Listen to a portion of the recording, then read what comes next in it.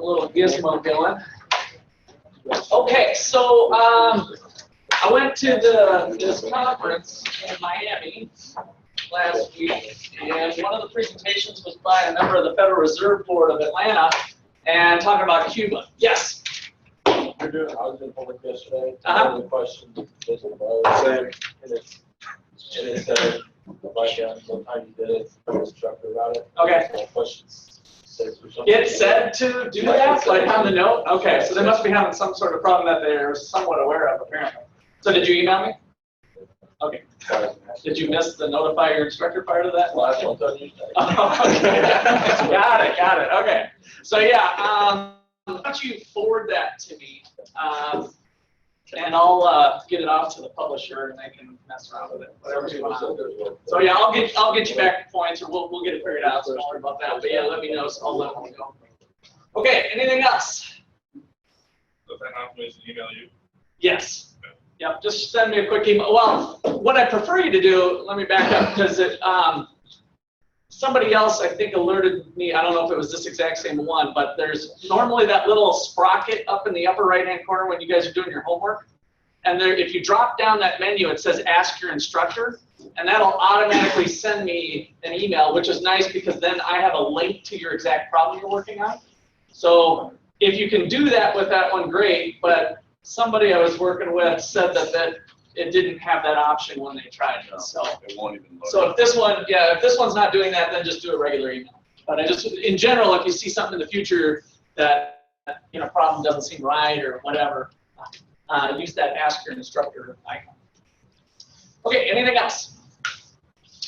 Okay, so I just wanted to share a few. There's like 33 of these PowerPoints. We're just going to show about 5 of them or so, just to kind of give you a feel for this. So, so Cuba is probably our closest dictator friends down there in the Caribbean, and so it was interesting to see a presentation on this.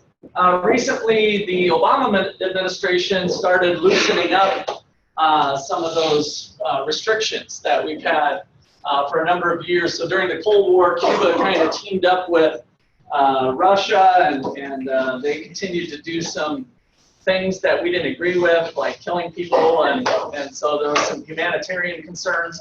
And so one of the international policies that the government did was created an embargo with Cuba. In other words, no trade. So we kind of cut them off for us being able to buy stuff to kind of penalize them. And so the argument is that that Obama would make is that, and others, that those restrictions haven't really served the purpose that they were originally intending to do, which was to kind of hurt the economy so bad that they changed their ways. Well, they never really changed their ways. And so that's why some of this is being reevaluated at this time, and they're starting to loosen up.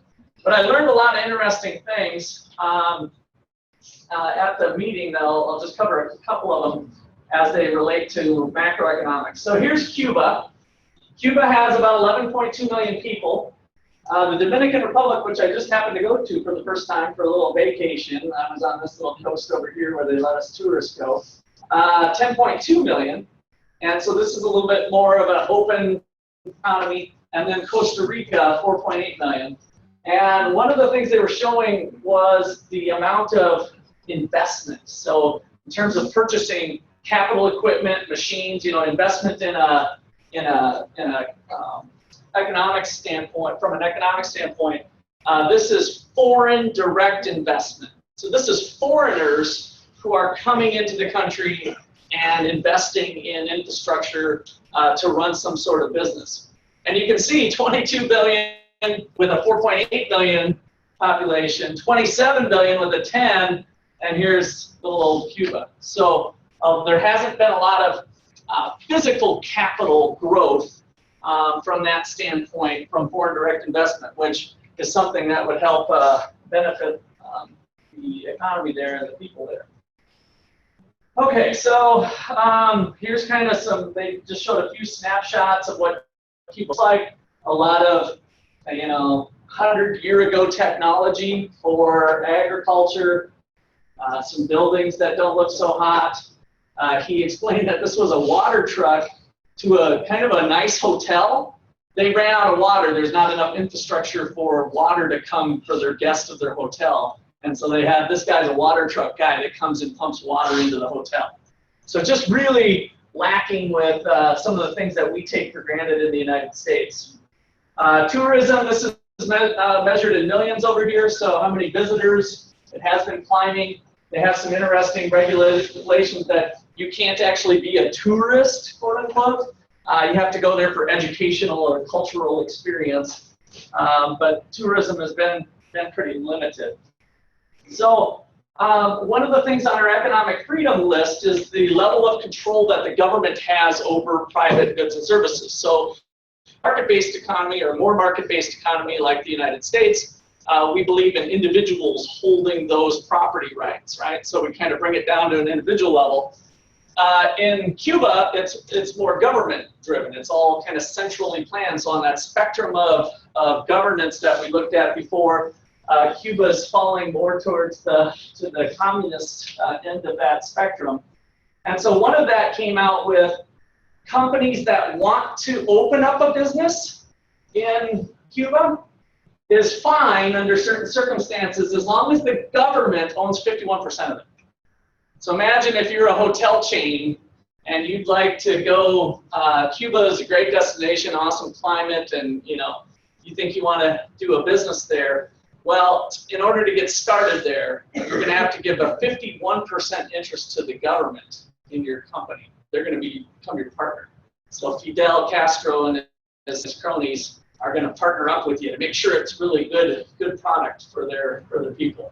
How does that sound as far as most entrepreneurs as a friendly place to go open up a business? Right? Not going to happen. Very few. He made a comment that Lever soap, Lever, right? Is that right? Lever, the British company, was there for a number of years, and they got kind of sick and tired of the government regulation, and they went away. And but they are apparently considering to come back. All right, questions or comments so far? All right, this is one of their new ventures. They have identified a slice of the island that they're calling a special development zone, where they're looking to have companies come in and they're going to have a little looser regulation. So they're going to try to bring the tourists into this particular area of the island, keep them kind of confined there. And there was a Brazilian firm that was putting $1 billion in, and they built out this whole new port. So instead of going into Havana, which has been the traditional port there, they're going to be coming into this port. So that's some recent developments that have been going on there. Okay, so embargo, I talked about some fewer restrictions. So people-to-people exchanges is what they call for. Here's the first boat, Carnival cruise ship, that's come in since 1978. So that's how long it's been since they've had, and this would be a great port. It's just amazing to think of the opportunities that were missed for helping that. Okay, so I'm going to skip through this. Whoops. That's the one. So interesting. So the chapter we're in right now is on exchange rates and foreign currencies. It turns out there's two currencies that Cuba runs. One is the Cuban peso, which is used by the domestic people, and then the other one is called the convertible Cuban peso, and that's the one that the government allows to be traded with for American dollars or euros or any other currency. So I actually haven't heard of this before. They're running two currencies essentially, which would allow for possibly exchange of the two currencies by locals as well. If you go there as an American, because we gave them that embargo, there's a 12% tax on exchanging your dollars. So if you bring $100 to exchange into the Cuban convertible peso, then you're going to get $88 back, basically, if you want to think about that in terms of purchasing power with the exchange rate. So there's a tax on that, but there's no tax on the euros. So that was their way of getting back at the Americans. Of course, there's nothing stopping an American from converting your dollars into euros and then exchanging euros for the Cuban peso. So you can save 12% just by doing that little 5-minute trip to your bank. and don't bring dollars. So the moral of the story is, if you guys go visit Cuba, don't bring American dollars. Bring the euro or some other currency. Make the trade before you come.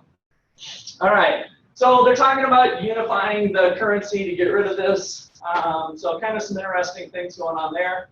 So you have this 1-to-1 or 25 for the Cuban peso. 25 to 1. So that kind of links it to the dollar in a sense. Questions there? Here's our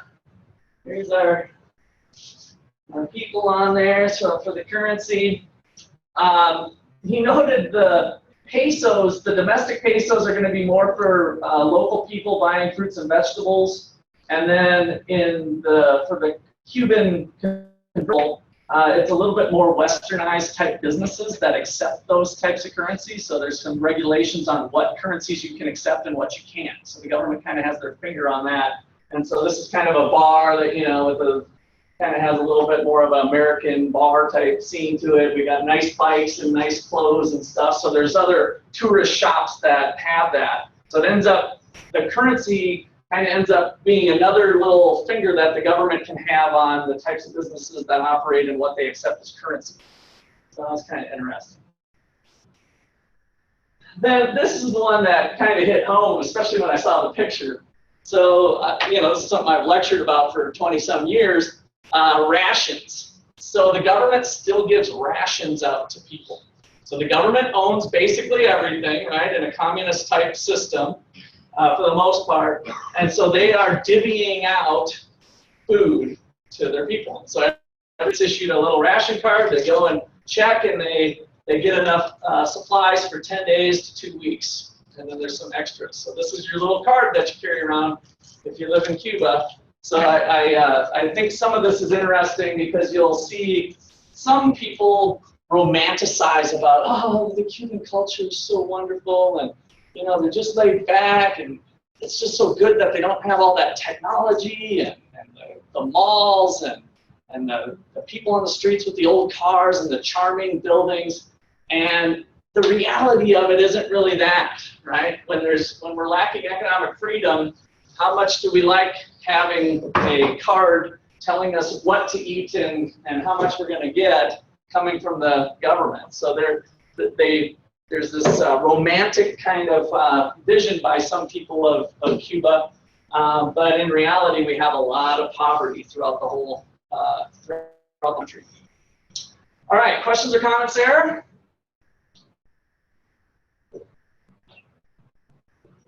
All right, that is all I wanted to say on Cuba. And I wanted to tie this back to our economic freedom map. So we did this before a little bit earlier. So here's the United States, and Cuba sits right down here. And watch what happens when I find out the economic freedom of Cuba. Kind of hard to read here, but no data. Right? The government doesn't let that kind of information out. So they kind of keep everything to themselves. And so in our system and other governments, you rank a little bit higher the more transparent you are. Right? With transparency of government is kind of nice to know what the senators and Congress and some of those people, the policies that they're doing. So we have a greater level of transparency. Here, they don't even report anything. So we don't have any sort of transparency working our way. So let's see, did I pull up that? I didn't. Let's see, I gotta go to here. So understanding economic freedom. Got a short little video clip to kind of cover that. And that shows some of the poverty, a condition that exists to varying degrees in virtually every jurisdiction and society on earth. And yet there are ways to improve conditions for even the poorest of the poor, as detailed in the Fraser Institute's annual Economic Freedom of the World report. High levels of personal choice, easy access to markets, low taxation, government regulation, and rule of law. In short, economic freedom. Each year, the Economic Freedom of the World report shows that countries with high levels of economic freedom experience less poverty. Let's look at the numbers based on data from 157 countries and territories worldwide. When it comes to income, people in countries with the most economic freedom earn substantially more money than people in the least economically free countries. And in all of these countries, the amount of income earned by the poorest 10% of the population is much higher in countries with greater levels of economic freedom. Where they I need to catch that one back. So on this sheet, remember how we broke down the quartiles? So we took all the 150 countries and the upper 25%, next 25%, next 25%, last 25%. So that's what he's doing here with this data, is looking at the least free countries versus the most free countries. So for this particular statistic, the income earned by the poorest 10% of the people, so the people who are the absolute poorest in the country, this is what they make in a least free country, this is what they make in the United States or some other, I mean, all the other countries are in this quartile as well, but just the most free countries, right? So we see this difference about how much it's helping people in poverty, the income differential between most free and least free. economic freedom. Where there's more economic freedom, it's easier to accumulate savings and start or expand a business or find a job. This helps increase income levels, including among the poorest 10%. Another thing, where economic freedom increases, literacy rates rise. In the most free countries, literacy rates eclipse 93%, yet drop below 65% in the least free countries. The life expectancy in countries with the most economic freedom is about 17 years longer than in countries with the least. Higher incomes, better education, longer, healthier lives. The fruits of economic freedom. To read this year's Economic Freedom of the World report and to look. Okay. So any comments there? Starting to get the gist of what economic freedom is, because it's kind of a odd concept at first. So I want to show you a little bit more data, and then we're going to put this baby to rest. So Jim Gortney is the guy who initially started this index that I mentioned before, and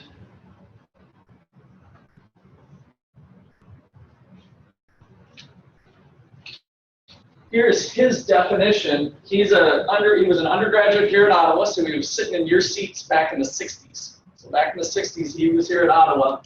And individuals have economic freedom when property they acquire without the use of force, fraud, or theft is protected from physical invasions by others, and they are free to use, exchange, or give property as long as their actions do not violate the identical rights of others. An index of economic freedom should measure the extent to which rightly acquired property is protected and individuals are engaged in voluntary transactions. So that's kind of the concept that the index attempts to measure within each country. And oops, let me see what that one is. So over time, the world's becoming a little bit more free. We saw that in the map that we did before. Okay, so here's income, least free, most free. We saw that a little bit on the video. Income share of the poorest 10%. So the least free are a little bit more hurt. I'm kind of just doing a quick overview so you guys see this. Political rights. The right to how much input do you as an individual have in what the government does? You know, who do we put into office? Most free, least free. So we see that we don't have political freedom. Economic freedom, political freedom, and religious freedom, they kind of have all these overlaps. Civil rights. Who gets to do what, regardless of gender or transgender or skin color or religion? Least free, most free. So another nice result that we get from economic freedom. So corruption, so low corruption with the high score here. Life satisfaction, so some interesting economic research is on happiness index. So how happy are people in general? They do surveys like that. Least free, most free. We see even just as we go up the scale, we tend to have more people happy in an economy that has more economic freedom. Life expectancy and at birth, that was mentioned in the video. Literacy, male and female literacy. Male and female literacy, look at that. So you can start to see the gender inequality that we get in least free countries as well.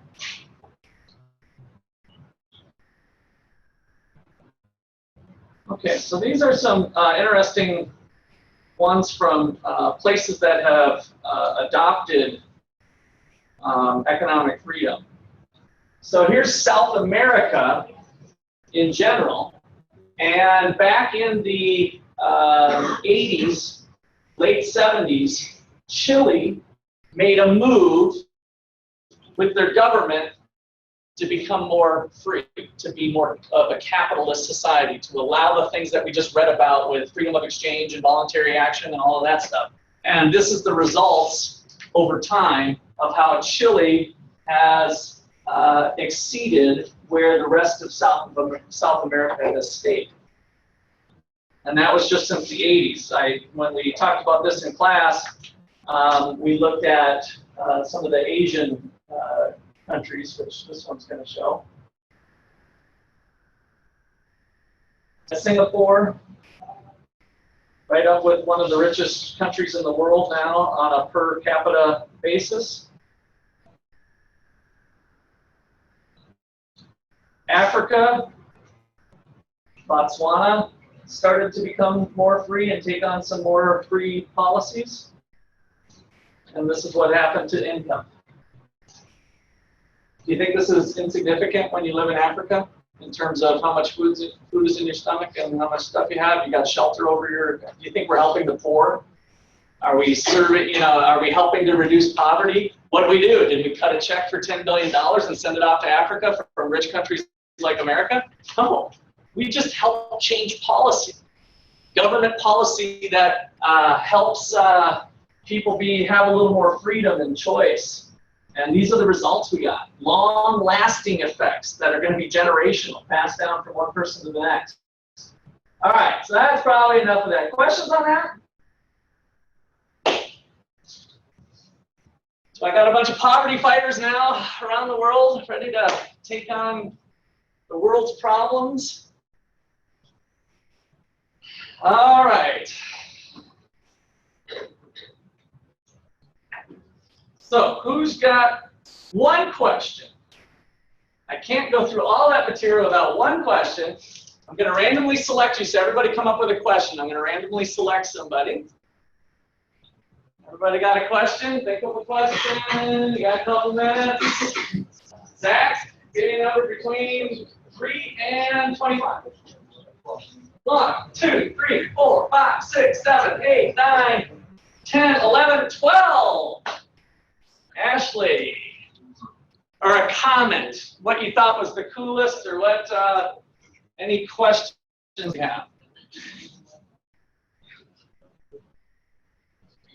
So if Americans are, like, some of our more important people are actually educated on this type of area, then why do we keep $10 million overseas? Ah, great question. I would say, so did everybody hear the question?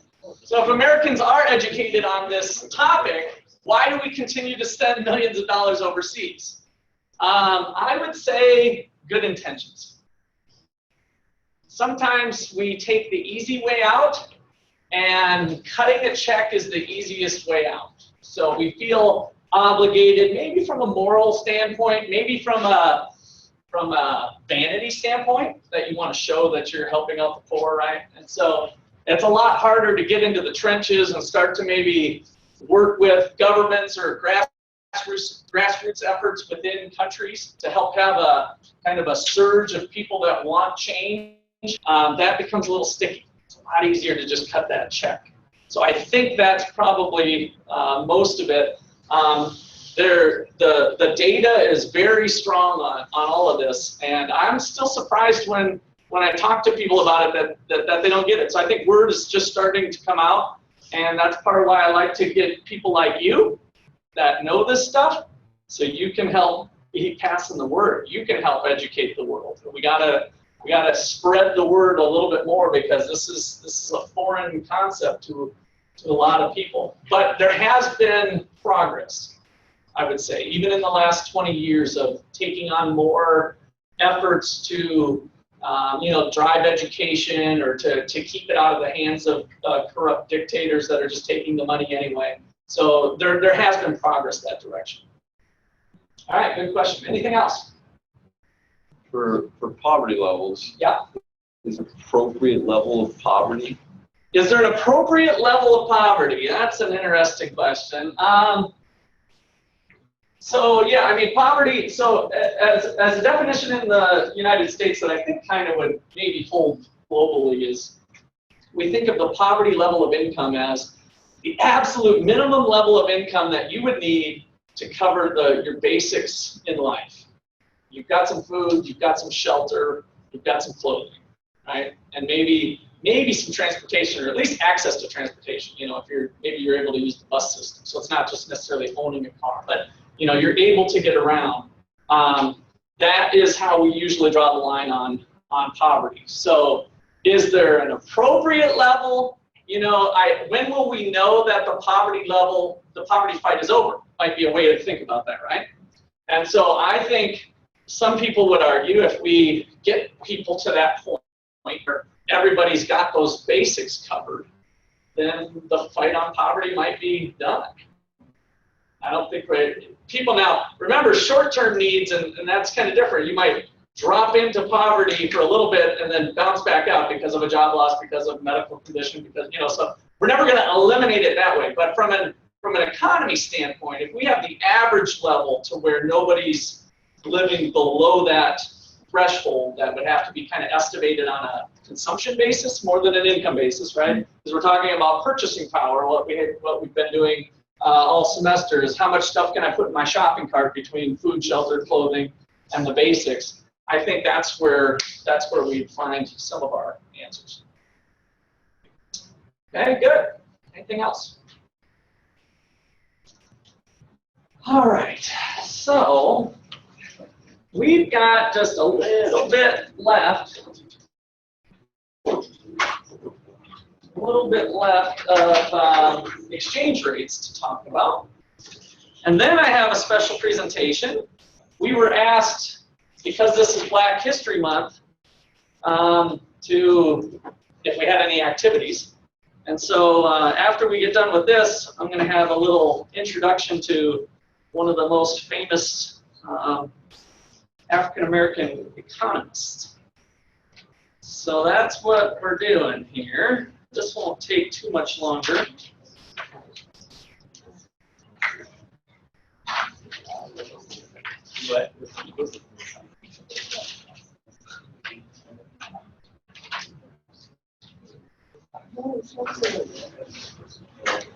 All right, so last time we monkeyed around with some, last time we monkeyed around with some accounting. And today I want to focus, or wrap up with some of the policies that the government can do for exchange rates. And the one that we've been looking at has been a free market exchange. So people want to exchange currency, they're free to go ahead and trade them. But there's other ways to do it. And so the value of the dollar fluctuates according to supply and demand. So let's title this Exchange Rate Regimes. Exchange rate regimes, which is really different approaches to currency management by the government.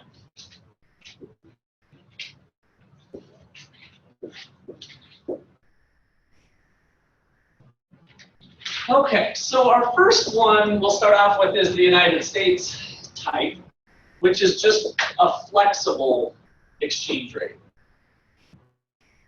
A flexible E. So when we have a flexible exchange rate, the price of other currencies, little e is our notation for the exchange rate. Exchange rate is determined by the free market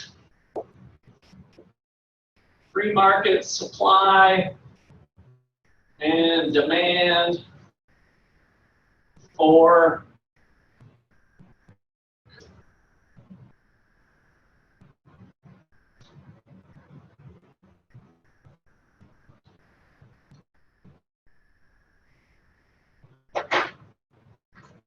now I have to be a little bit careful with this word free market, because as in the case of the United States, as the Federal Reserve pursues other policies that might be expansionary, like we talked about, expansionary monetary policy, because there's more money floating around, that can have an indirect effect on the exchange rate.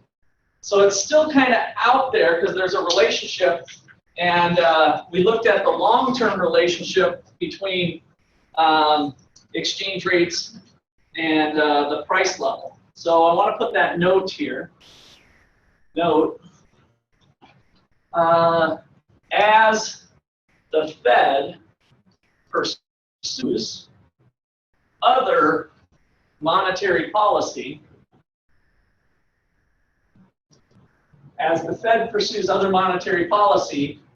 it will affect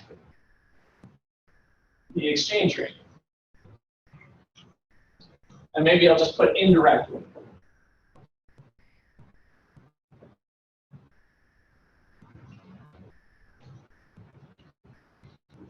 So in other words, the Federal Reserve in the United States is not intentionally trying to cause the dollar to appreciate or depreciate against other foreign currencies, but through the supply and demand for money that, as we learned, can be inflationary through the printing of money, that can influence appreciation or depreciation of the currency, right? So that's an indirect effect. Otherwise, we're back to this model here, where we have the quantity of foreign exchange, the foreign exchange market, and we have the demand and supply of the currency. And so the example we went through in our notes was that maybe this is the amount of yen per dollar. And so if the yen is currently trading at 100 yen per dollar, the exchange rate, there's a certain amount of dollars being traded on the foreign exchange market to swap yen for dollars, or for Cuban pesos, or whatever the case is. And so if people end up wanting to buy more American goods, so if we have an increase in the demand for American goods, foreigners need dollars to buy those American goods. And so that is going to cause the exchange rate to appreciate or depreciate to 105. Appreciation or depreciation? Appreciation of the dollar, right? So the dollar, $1 is getting you now 105 yen instead of 100 yen. So the dollars become stronger. Not so hot for the Japanese, because now it takes more yen to buy a single dollar. Their currency has depreciated. And so through supply and demand, which you need to check back with that video, through the forces of supply and demand, the exchange rate gets determined. It either goes up, it possibly goes down. And so the Federal Reserve doesn't look to that. It doesn't look to influence that at all. Okay, that's what we mean by a flexible exchange rate. Questions or comments there? Okay, so other countries fixed their exchange rate. So China's probably at the top of the list, which they kind of do a hybrid now, but another type number 2 is a fixed exchange rate. With a fixed exchange rate, the government chooses an exchange rate and then buys or sells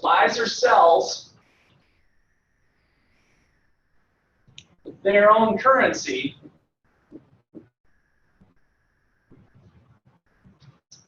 to keep E fixed.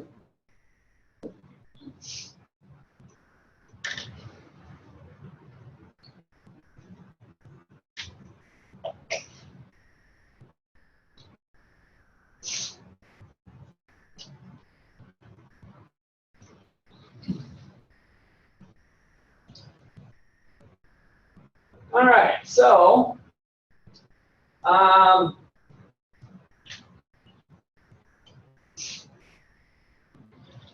me give a quick little example of what this would look like.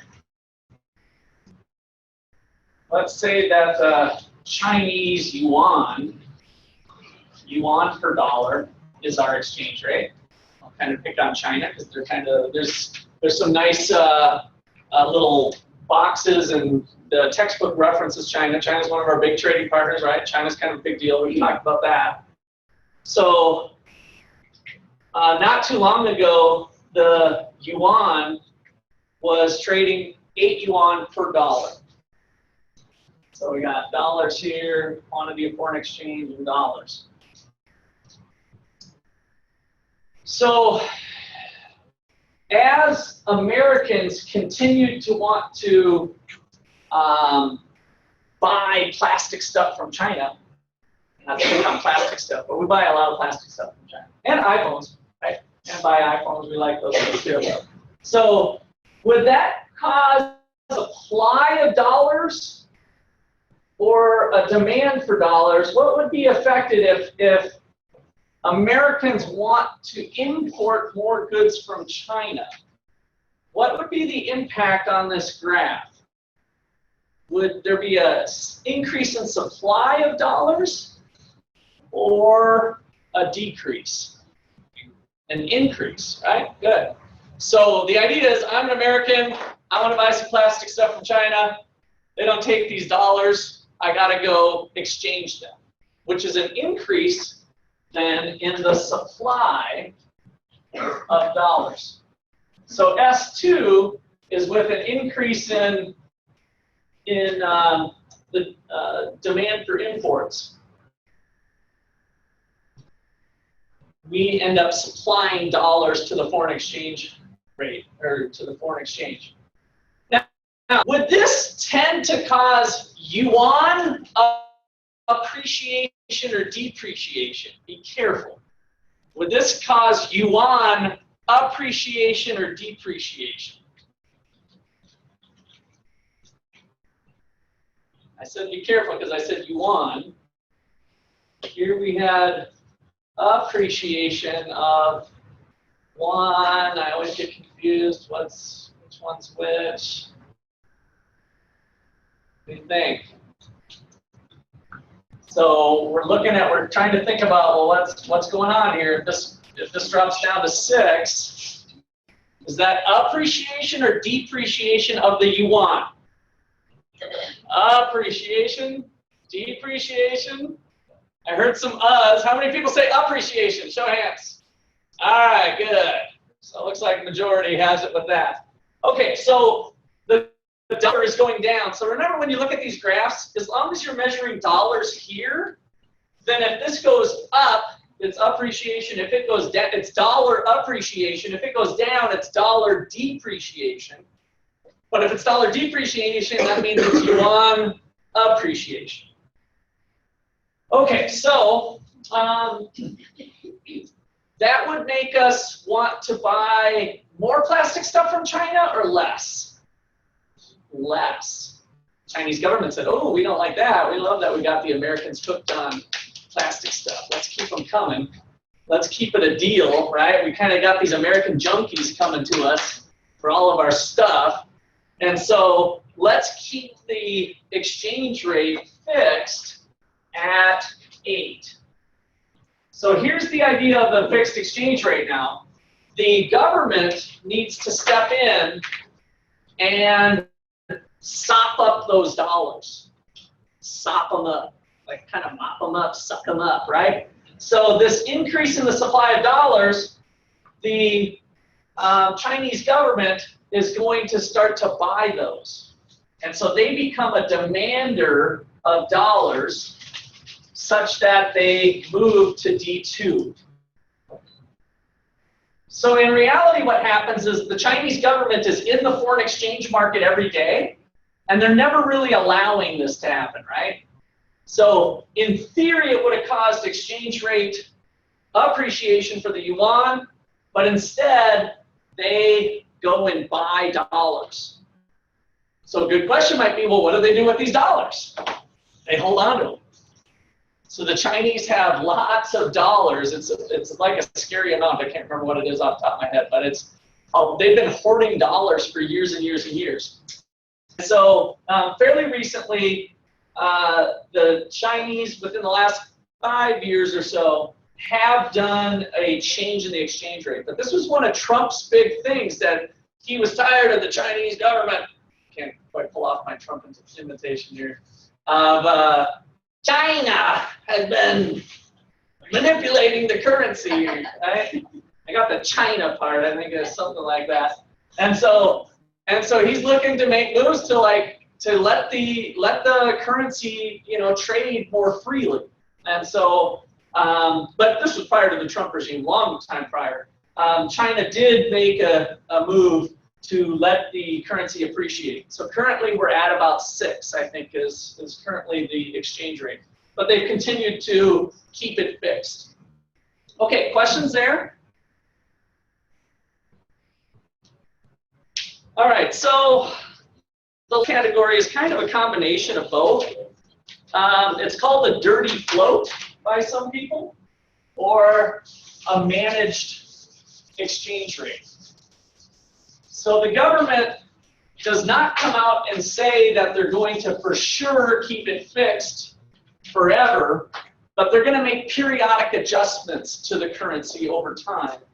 And so that's called a crawling peg. So number 3 is called a crawling peg. Parentheses, a dirty float. I like that name better. A dirty float. So instead of being flexible completely day in, day out, the government chooses an exchange rate with the thought that they're going to revise it from time to time. So government chooses E, but revises it periodically. They might appreciate, and so when they do this periodically at its discretion. At its discretion.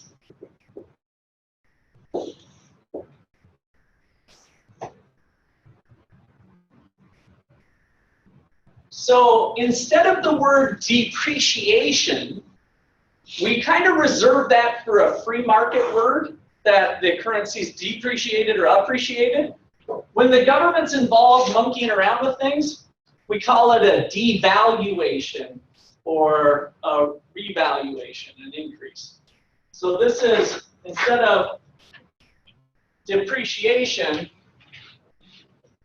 we call it a devaluation.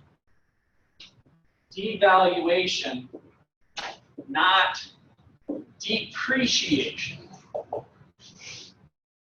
So just kind of note that this is used for a flexible exchange rate where the market is determining the currency value. The devaluation is when it's a choice by the government, which also applies to our fixed exchange rate regime. Same thing. They're choosing. So they're choosing to devalue the currency or revalue or up it. Okay, questions there?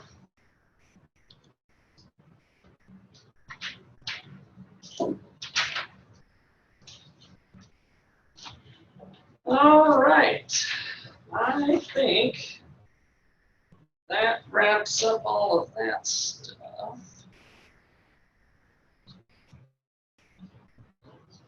We talked about the Big Mac. Yep, I think I'm good. So that wraps up all the material. If you want to draw a line in your notes, that's what's due for this weekend's material. It's just the one chapter. What is it, chapter 26? So chapter 26. Okay, so before we start the next chapter, I wanted to talk about a famous, probably the most famous, in my opinion,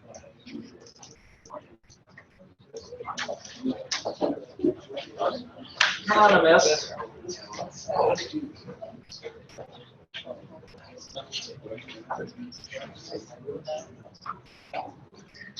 Okay, so Thomas Sowell is an economist that has an awesome pedigree. I mean, did you have a question?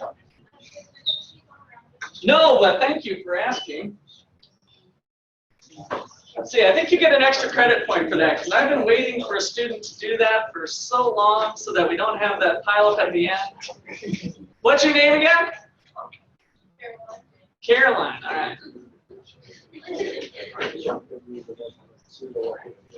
All right, so let's see, now if I can find it. Maybe I won't do it. You still get your point, but there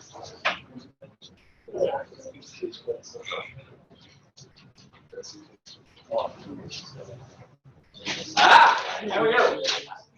All right, we'll start it up here with Stephanie. Okay, so Thomas Sowell ended up having an awesome education. He was born in 1930 in North Carolina, and this kind of gives a little bit of a quick thing. I just went to Wikipedia, as you can see, if you didn't know so already. So born in North Carolina, his father died young, mother was a housemaid, had four children, so he had 3 brothers and sisters. So he kind of grew up fairly poor. He has made a comment here that he wrote in his childhood encounters were so limited with white people that he did not know blonde was a hair color when he was growing up. And for education, he went to, was it Harvard for undergrad? So Harvard, and then off to master's degree at Columbia, and then he went to University of Chicago for his PhD. So this is top schools, right? So this guy really has the pedigree of any of the finest economists that are out there. So that's just a little bit of background information on Thomas Sowell. So let's do a little video here, learn a little bit more. But this isn't to learn about him, this is to learn about his policies. So I wanted to give a little background. So what he's speaking on is that in the 1960s, the United States did a public policy that was the war on poverty. So we were just talking about poverty and poverty issues.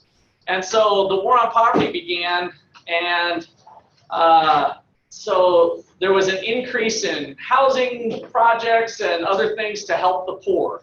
And so that's what this, what the idea of the welfare state is, the government taking an increasing role in distribution of resources. Nicholas Kristof, columnist for the New York Times, got under your skin, and not for the first time. This is Thomas. Readers of your column will know. New York Times writer Nicholas Kristof, I'm quoting you, asserts that there is overwhelming, you're quoting him, overwhelming evidence that centuries of racial subjugation still shape inequity in the 21st century, quote, closing quote, and he mentions, open quote, the lingering effects of slavery, close quote. And now this is Tom Sowell. If we wanted to be serious about evidence, we might compare where blacks stood 100 years after the end of slavery with where they stood after 30 years of the liberal welfare state. Yes. Okay, so that's a pretty bold statement. So he's done a lot of studies on race, and so people make the comment about the effects of slavery. His comment is, if we look at the evidence, if we're serious about looking at the evidence, what happened after 30 years of the war on poverty is what this is on the welfare state. With where they stood after 30 years of the liberal welfare state. Yes. Explain that. Well, in 1960, which would be almost 100 years after the end of slavery, 22% of black kids grew up in homes with only one parent. We're going to have a little, since this would be your extra credit, so I want you to take some notes, and you'll turn them in for extra credit points today. There's a lot of good, I want you to especially do the some of the quick statistics that he's got.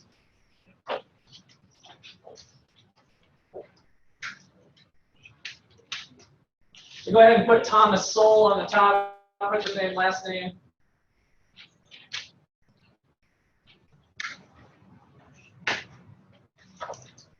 %of black kids grew up in homes with only one parent.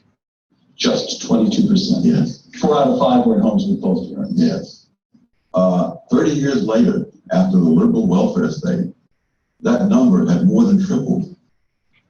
And so I said, well, let us compare, if we can speculate on how much that 22% was due to the legacy of slavery. But we know that tripling was not due to the legacy of slavery. It was due to the legacy of a whole different set of policies. And you can look at it so many other ways. Education. Stuyvesant High School in New York, as you know, you get into only by passing a very tough exam. In 2012, the percentage of black students who had gotten into high school was less than 1/10 of the percentage of black students who had gotten into Stuyvesant High School 33 years earlier. I didn't know that. Dunbar High School in Washington, which is an elite black high school for a very long time. In 1993, the number of kids out of Dunbar High School who went on to college was less than it was 60 years earlier, which would have been in the depth of the Great Depression. And so you can run through a whole bunch of other things like that. Look at the housing projects. The housing projects in the first half of the 20th century, during that first 100 years after slavery, did not have the high crime rates, the murder rates, the graffiti, all the rest of them. So none of that was there. People like the New York Times, Kristof should read his old papers, pointed out that on Saturday mornings, it was common in the housing project of this earlier era for parents to leave their doors unlocked because some of the parents could afford television, some couldn't. So the ones who had television leave their doors unlocked, and the kids from the other parents could come down here and watch television with them. Well, now the latest figures show that most people below the poverty line have 2 television sets and cable, but they wouldn't dare leave their doors unlocked in a public housing project. I'm quoting that column again. Liberals have wreaked more havoc on blacks than the supposed legacy of slavery they talk about. Yeah. You don't mean that hyperbolically. No, I do not. You mean it. Yeah, another thing, crime and violence. Now we take it for granted that there's tremendous levels of crime and violence in community. That was not always the case. In the 20s, it was very common for white celebrities, including George Gershwin and William Faulkner, to go up to Harlem not only for entertainment places, but to go into private homes of people they knew. And Gershwin played Rhapsody in Blue and this home where Walter White lived. Milton Friedman, when he was a graduate student at Columbia, he and the lady later married would go dancing at the Savoy Ballroom in Harlem. And he said, we have no fear of being mugged or accosted on the street or anything like that.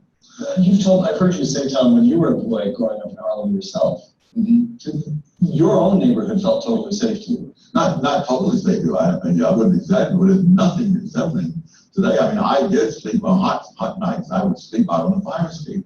When I tell people in Harlem that today, they think I'm another galaxy. You know, but that people slept on the fire escapes, and in the public parks in the 30s, all over the city. Because it was not a jungle. There was a lady, one other example, there was a woman who was a black woman in Harlem who was an actress. She would go down to the theater district, and then after the play, they'd have their things and eat something or whatever. She said at 1 o'clock in the morning, she would simply get on the subway and go on up to Harlem and walk home from there. Now, it so happens that the subway station she got off at was very near a grocery store where I was a delivery boy. And on Saturday nights, I would be working usually until around midnight. And when I would go home, I would go past that very same subway station she's talking about. I never had the slightest trouble. So if the comparison between progress, simply the decency of life available to people, they weren't, the families were intact, and schools worked, and the neighborhoods were more or less safe. People were able to lead decent lives.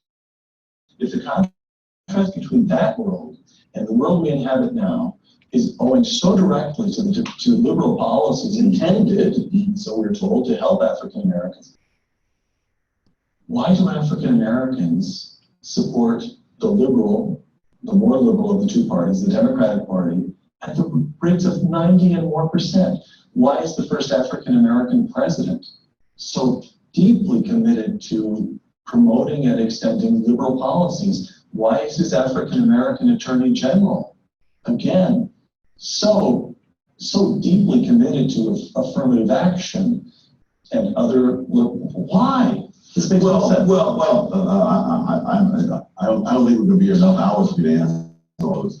But to take the political thing, one of the things I discovered in the research for my book I'm currently working on is that leaders of groups that are lagging in countries around the world almost invariably have counterproductive policy for them. And it makes perfect sense, because insofar as members of lagging groups assimilate into the values and achievements of a larger society, they don't need those leaders. You see this, you look at the history of the Czechs in the 19th century. People are worried that the Czechs are all learning to speak German. Well, at that time, if you wanted to become a professional person, scientist, anything like that, you had to use books that were written in German, simply because the German acquired a volume of literature centuries ahead of Czech. And yet they fought tooth and nail against that. If you look at the Sri Lanka, one of the arguments that was made there to the Buddhist leaders was that if we don't do something, the Tamil minority will assimilate members of the Sinhalese majority, and then there will be no Buddhists or Sinhalese in another several generations. And so, there's no mystery to me as to why Jesse Jackson says what he does, or Al Sharpton and others, because that benefits them, but it does not benefit the people they lead. And all the incentives are for leaders to lead people into things that don't help the people, but help the leaders. You created. There would be an exception for Dr. King, wouldn't there? Yes. But what's different? Because you're earliest, or why? What's different? No, it's like insurgent movements in general. When an insurgency starts off, by definition, it has an uphill Now, as is, and even look at the history of Christianity, for heaven's sake. If you're going to be a Christian in the Roman Empire, you know, before the in the first century, you had a lot of grief to go through.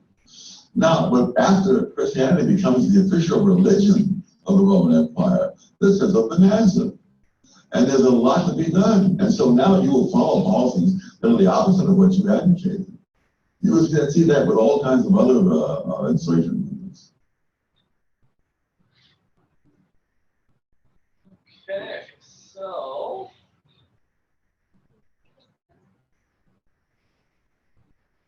questions on that?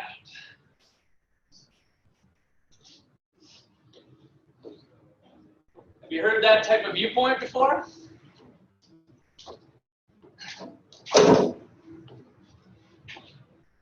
So what do you think about the interview, like at the end when they talked about Dr. King and kind of made an exception in contrasting Jesse Jackson versus Dr. King? The whole insurgency, I mean, what was his analysis of it? What was his economic analysis in terms of incentives? This is just his opinion. What did he say?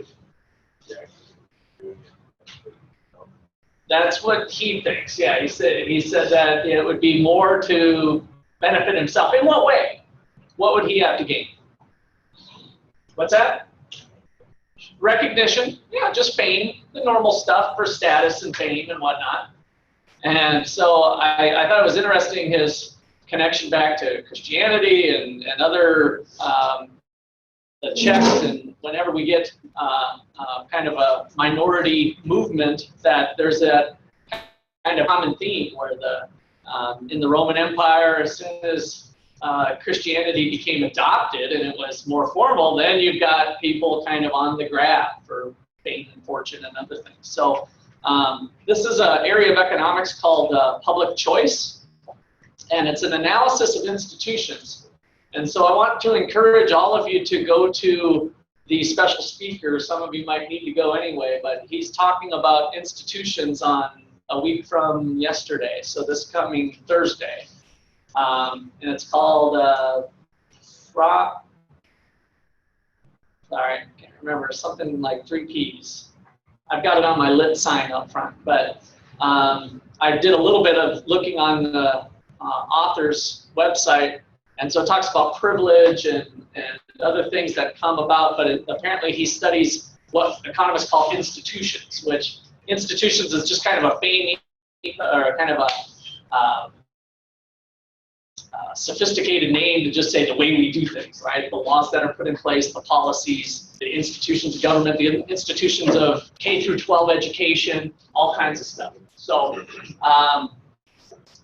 there's going to be some sort of workshop after that too. So anyway, lots of fun stuff in economics. We got economics of race, economics of gender, inequalities of all kinds. We study everything to do with people. So that's what makes it fun. Any questions or comments? All right, so we get to start in on the next, not the weekend yet. Is that what you said, the weekend? Yeah, so, yeah, why don't you pass your extra credit forward. Did you guys catch it? I can't remember if they said it early on. I kind of meant to write it on the board. But after 1960s into the 70s, what this percent was? Yeah, it almost reversed, basically. So he said 22%, so it tripled up to 65% had the one parent. So I kind of flipped the numbers around. But so 78%. So in other words, economists have looked and found that the core black family with 2-family households was actually higher than whites, interestingly enough. It was actually higher. The percentage of 2-parent households was higher than whites. And then, as they said, into the 60s and 70s, that number basically reversed. And I think it was down to 30-some%, like it tripled, so like 35%. So in other words, 65% have grown up in single-parent households. And why is that? There was kind of a marriage penalty for welfare at the time. They've kind of changed some of this, but some of it still kind of lives on in different forms. But if you were married, then you didn't get as big of a check for single parent. This was, of course, white and black, but a single mom got a bigger check if she wasn't married. And so this ended up kind of leading to the demographics changing on single parent households through this government policy of helping the poor, ended up breaking apart family units. And there's a lot of good economics of having a two-person household, whether that's two guys or two girls or whatever. You guys know the sharing type arrangements, right? So you've got a dual income potentially, and you've got one roof over your head. So you have a two-bedroom or three apartment instead of a one-bedroom apartment, right? So from a personal finance standpoint, that's good to have a sharing arrangement of couples. So breaking that apart only continued to have lasting effects on poverty and a continued dependence on getting the checks in. And that just went on for up until there was the big welfare reforms were in the late 80s and early 90s is when they started passing a lot of the welfare reform. So we're really not too far out from some of that stuff changing in a dramatic way. Okay, questions or comments there? All right. All right, so we're talking about the big enchilada today. The big enchilada. So this is probably the really big chapter on the goods market. So what is GDP? Who's got a definition of GDP? First person to give me a definition gets an extra credit point. GDP, it's gross domestic product. Dollar value of all final goods and services produced in the nation's every short time period. Nice. All right. So that represents all of the income. Let me get Ashley's point here. You were a quick draw on that. Did you have that? How did you have? Do you have that? You just knew where that was, or? Oh, that's true. It was right towards the beginning, first few pages, maybe. Okay. Good job. So, bringing back our big picture here, trying to explain the world with these four markets. We had our labor market, labor demand, labor supply, the real wage, maybe it was $15 an hour, whatever. And we got a certain amount of people working. So we had labor hours was our metric here, labor hours. So that's one of our important resources, talk about unemployment and all that kind of stuff. And then we had our demand for loanable funds and our supply of loanable funds. So money that's going to be used to buy equipment, machines, and buildings, a global market. Oh, I knew there was something else. I think that's right. Let me think here. Okay, I'll come back to that thought. Global market for interest rates and for money to be exchanged, lended and borrowed across countries. So that's a world market where we measure the real exchange rate. Then we talked about money, the supply of money being controlled by the Federal Reserve, the general public needing money to go buy stuff. So we have the quantity of money and the opportunity cost of money being interest rates. Finally, that brings us up to today. So we got the resources kind of covered here, labor and capital, and then we've got money that helps us facilitate trade, and now we've got the goods market. And the goods market's going to measure quantity on the horizontal axis, real GDP. We're thinking about the quantity of things that we have to use, and the average level of the prices of those things, the price level that we did in the early chapters. So our first chapter, we learned how to measure real GDP and the price level. And so now we're going to model that in a supply and demand framework so that we start to understand the interactions of different agents and what the impact is on real GDP from their behavior. So the agents in the economy, households, businesses, government, rest of the world, right? So we kind of got all of those players that are impacting in various places in the resource markets. And then we just got out of the foreign exchange market, and now we've got this GDP, goods market. All right, so we're going to start you off with the supply of goods and services. So the aggregate, in fact, let me just be more specific here. The long run aggregate supply. Long run aggregate supply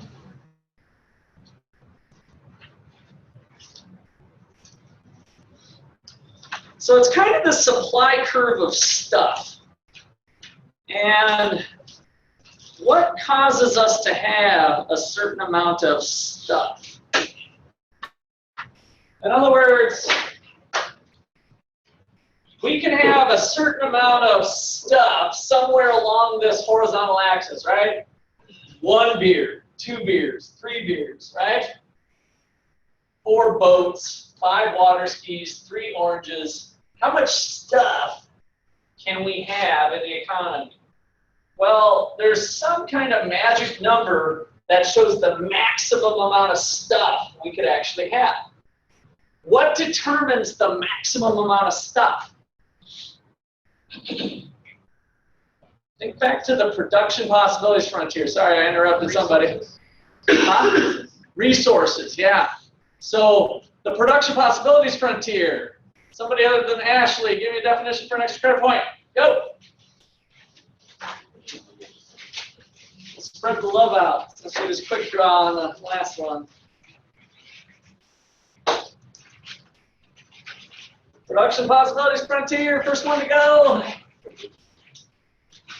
Extra credit pencil is in my hand. Maximum someone can produce, need more than that. Production possibilities frontier, PPF.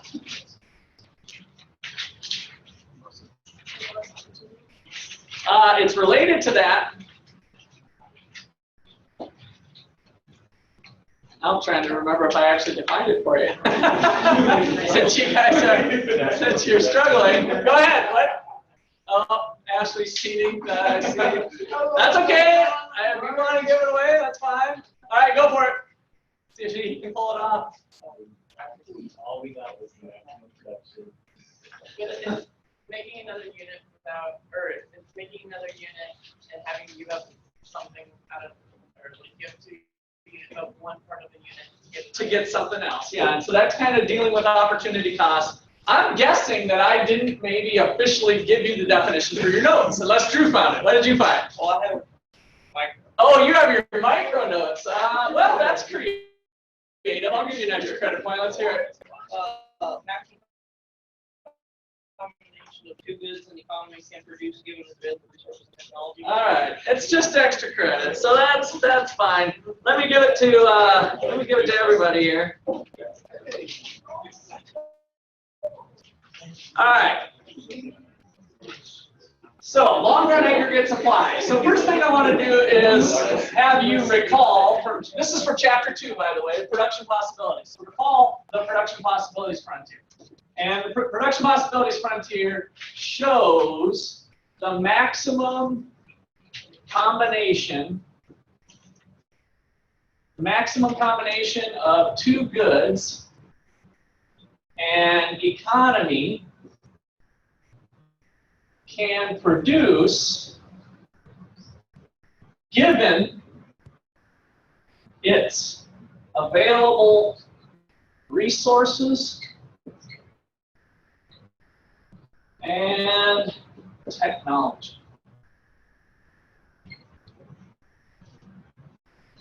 So the production possibilities frontier shows the maximum combination of two goods an economy can produce given its available resources and technology.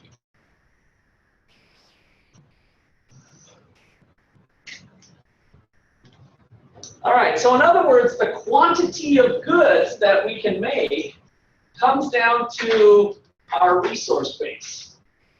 Land, labor, capital, entrepreneurship, and then technology, how we squish the information that helps us in production. All right, so with that said, is there anything in this definition about prices? No, it's all about quantities. So if we are Tom and Jen on the island trying to figure out how much stuff, if we're deserted on an island like Tom Hanks on Castaway, it's just you're constrained by the physical amount of resources, right? There is no pricing system. There's no price of goods. It's just the cost associated with you doing a particular activity. If you're harvesting coconuts, you can't be fishing. It's impossible. So there's an opportunity cost to everything. There's no such thing as a free lunch. Okay, so with that said, there's an independent relationship between prices and quantities in the long run. So what does that look like? Is that a upward sloping thing, a downward sloping thing, or a vertical thing?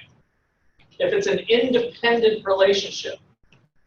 Vertical, positive slope, or negative slope? Vertical, right? So it's independent of it. So this is our long run aggregate supply curve, the LAS. I can't believe I'm checking this, but I want to make sure I got the notation down. I used to do LRAS, and I'm kind of having a brain fart. Yep, LAS. I thought that was right. I don't like to confuse you guys any more than we use enough of these acronyms, so I want to make sure it's straight for you.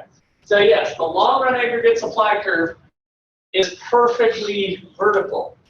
So it shows the economy's level of real GDP. So the definition here now for long run aggregate supply is it shows the economy's level of real GDP, parentheses Y, right? This is our notation we'll use for real GDP interchangeably. When there is full employment. Full employment of resources.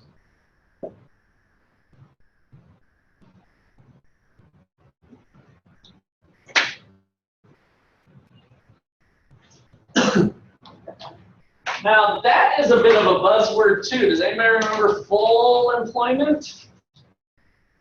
Full. When is the economy at full employment? Remember that from the labor chapter, from this chapter where we kind of talked about this stuff? There's still functional You thinking about the types of unemployment? Yeah, that was related to our test, which hopefully we'll get back on Monday, by the way, is my plan.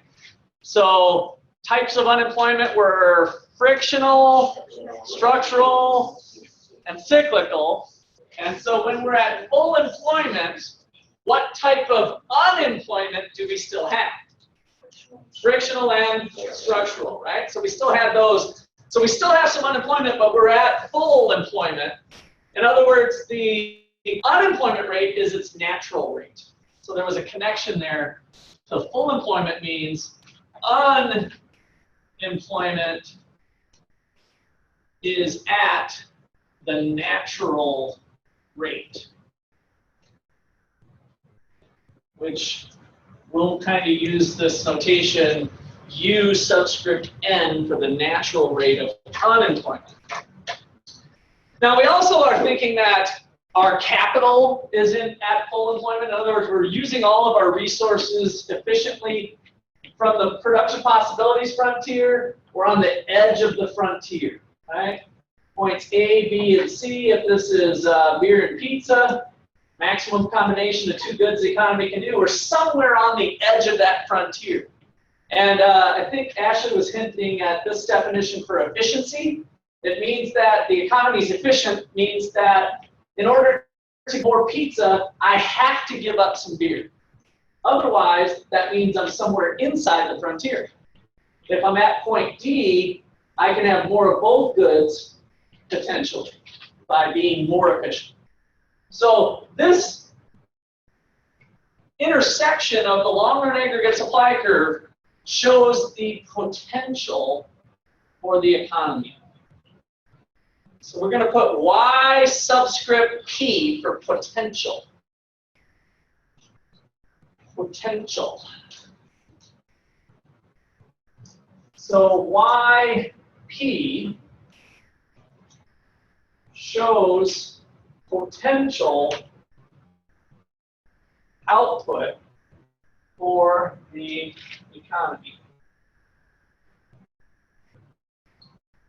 And it's where the LAS intersects or touches the horizontal axis graphically.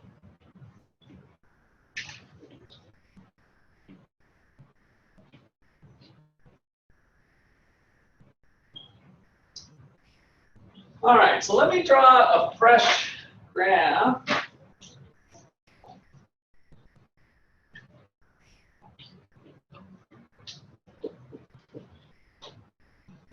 With just the long-run aggregate supply curve.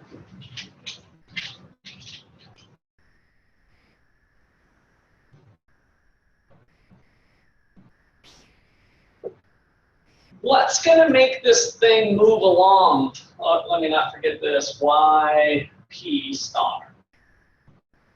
What's going to make this thing head this direction?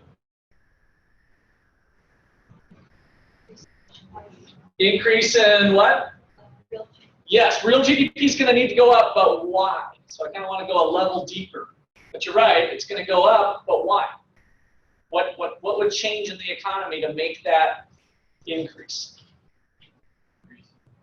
Increase in capital, good. So if Cuba starts getting some foreign direct investment that we started off with at the beginning, if they start to have people come in and buy more buildings, more machines, more computers because they're starting up a business, that increase in capital spending, Y equals C plus I plus G plus X, Y equals C plus I plus G plus X.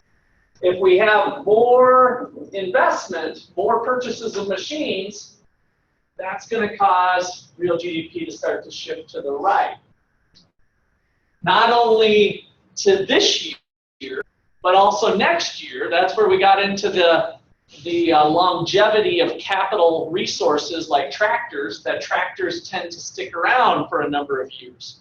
So not only will it help GDP this year, but it'll help economic growth the following year and the year after. So this idea of capital accumulation would cause economic growth.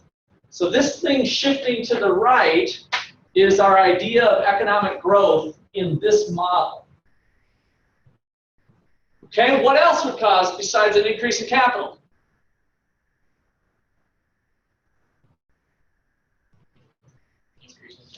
Increase in technology, right? So new invention, new way of doing things, right? A new patent comes out, a new drug that cures cancer, a new machine, a new whatever, some sort of change in information that helps in the production process. Technology makes us more efficient, and for a given amount of capital and labor, an increase in technology makes us more productive. Shifts it to the right. So technology. What else? Capital and technology. Is the full employment also? Yeah. So, what you're talking labor? Yeah, or I guess just because the definition you have for the LAS. Okay.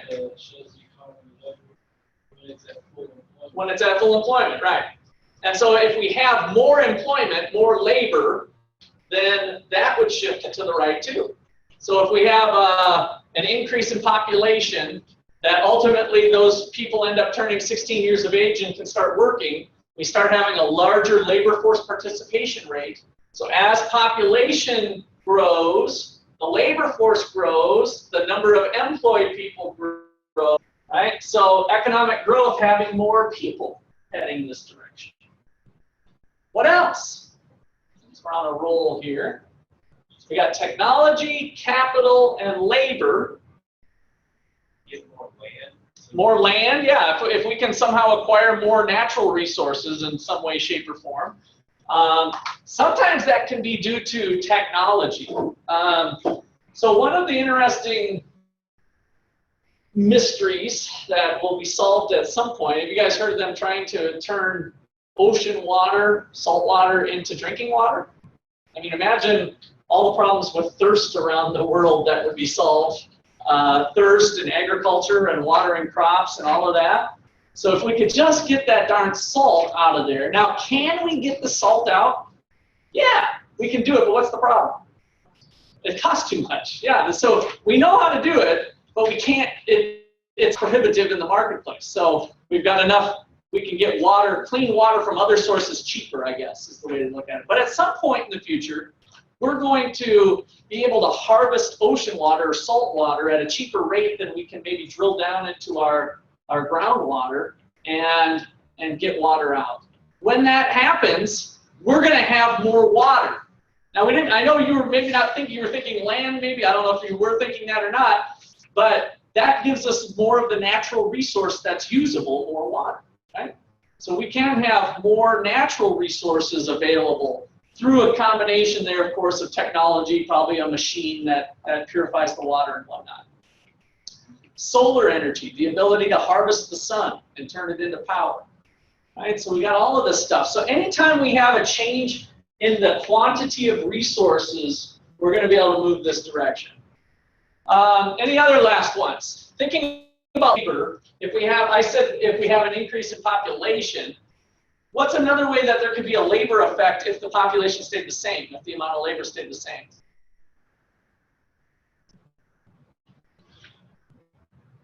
This is a hint.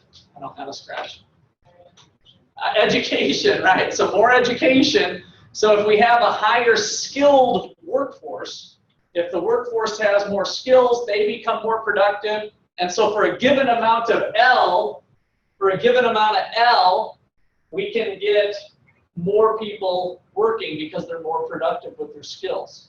And so that can lead to a shift. So all of these things were covered in our economic growth chapter where we talked about education and the quantity of resources and all that stuff. So the thing I'm trying to hammer home is that now in this chapter, that's going to manifest itself through shifts of the long run supply curve. That's where economic growth comes into this model, is through that channel in the aggregate demand, aggregate supply. Okay, so let's go ahead and write LAS shifters. LAS shifters. So number one, as you identified, a change in capital. So a change in machines. An increase in capital leads to an increase in the long-run aggregate supply curve. A shift to the right, and that is economic growth.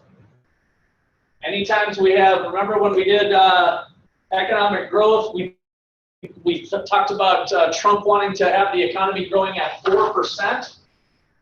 He was thinking about real G. Well, who knows what he was specifically thinking about. He had the details down exactly, but what we want that to mean is a higher quantity of things. So increase in the LAS is economic growth.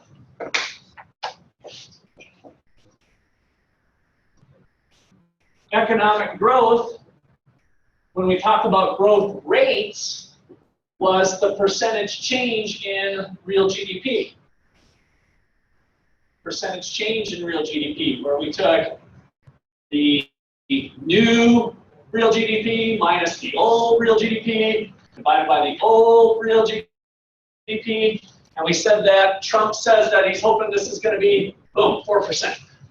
That's what we want, is real economic growth. That only happens in the long term, which I'll get to that distinction in a little bit, but long-term economic growth only happens through the change in resources and technology. All right, so number 2, this was kind of a note. I decided I'm going to stop writing over there so you guys that are not quite hidden by the TV. So number 2, a change in L, a change in labor. So an increase in the quantity of labor leads to economic growth.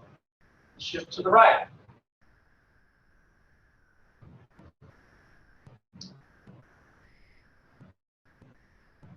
An increase in education of labor.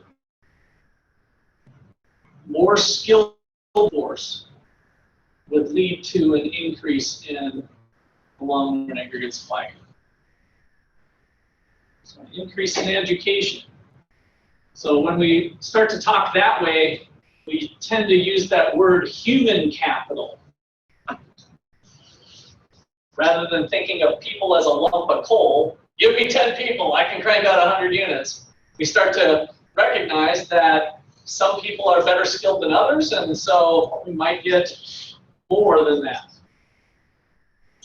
So quantity and quality. All right, number 3, change in natural resources.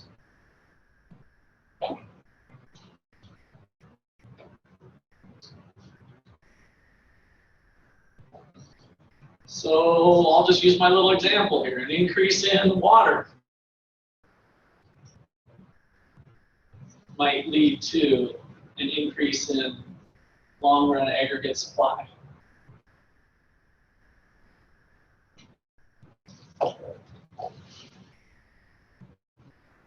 And then finally, number 4, the change in technology, which kind of rolls into a lot of these.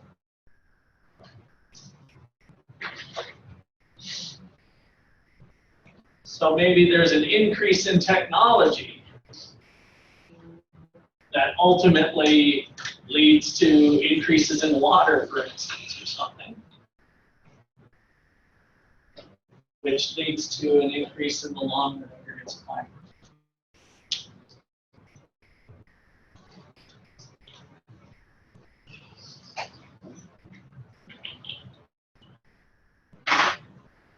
Remember, with technology, it doesn't matter if it's for pizza or beer.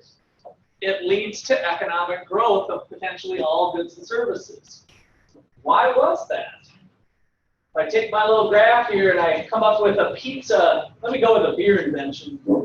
Since the theme, I guess we had our video on beer for starters. So if there's a new invention, one of our production points is E. And if there's a new technology that only affects beer production, that means we could be at a point like F.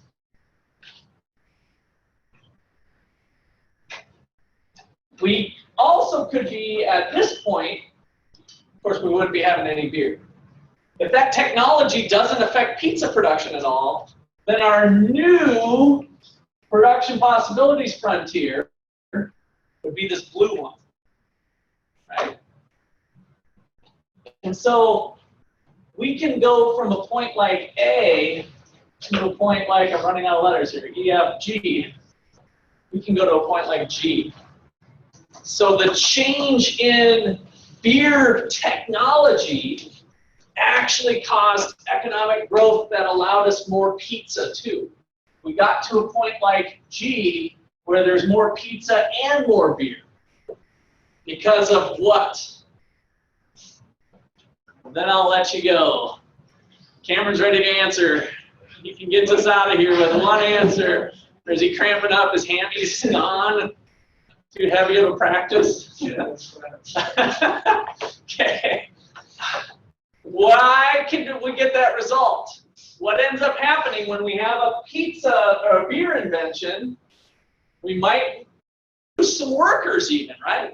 Those poor workers lose their job. What is the key thing that gets this result that we could potentially be at point G? More efficient at making the beer, so you can use that extra time or extra labor to make more pizza. Yeah, so it's a reallocation of resources to the other good. Because of that labor-saving technology or whatever it is, it frees up some of the resources to go towards other things. Good. And that's the short run, long run effect. In the short run, dang, I lost my job, I'm unemployed. But in the long run, assuming we got a healthy economy going, you'll find a new job in a better industry and hopefully even have more pay. All right, so have a good weekend.